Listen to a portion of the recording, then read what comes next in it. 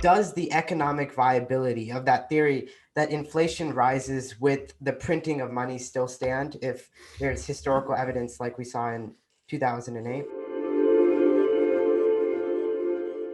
But I'm going to pivot off that issue and I'm going to refer to 2009, where the former Fed chair, Ben Bernanke, he was interviewed on 60 Minutes. And he was asked about the $1 trillion bailout that they did in 2009. And he was asked whether that money came from taxpayers or whether it was printed. And he said the money was printed. And so following that bailout of the banking system in 2009, where the government didn't tax taxpayers, but rather printed that money, the United States didn't experience a significant increase in inflation. And so does the economic viability of that theory that inflation rises with the printing of money still stand if there's historical evidence like we saw in 2008? Yeah, that's a good question. And the fact is, we did experience inflation, it just didn't show up in the numbers. And here's what I mean by that. When we say inflation, what people mean is the growth rate in consumer prices. Mm-hmm.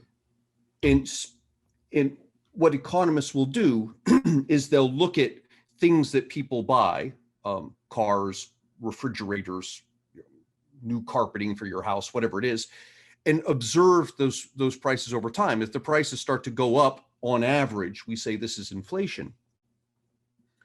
Now, there are things that aren't included in that list of things that we look at when we look at prices.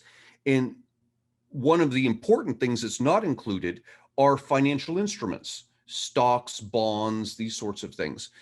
And so if we have an influx of money into the system, it's possible, and this is what I claim happened post 2008, that money that's injected into the system did not go into the market for goods and services. It went largely into the market for financial assets. And so what you get is I'll use the word inflation. You get inflation in the financial markets, but not in the goods and services markets.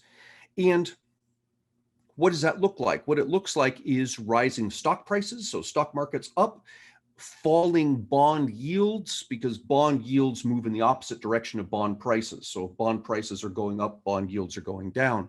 So we've got improving stock market, we've got lower interest rates on bonds. And people look at that and they say, hey, that's a great thing, because my retirement fund is worth more now because stock prices are higher. I can borrow money at a lower interest rate because bond prices are higher, interest rates are lower. And what we're not realizing is that that's the inflation. We just aren't calling it inflation because it's not occurring in the market for goods and services. Now, eventually, it's going to come into the markets for goods and services. Why? Because why do you hold financial assets? The reason you hold financial assets is because eventually you want to sell those financial assets and buy things that you want, cars and houses and whatever it is. And so eventually that money that's been thrown into the financial markets will eventually come out into the market for goods and services. And when it does, then you'll start to see it in the official numbers. So the short answer, to follow my long answer, is we did get inflation. We just aren't counting it because it's occurring in the financial markets rather than the goods and services markets.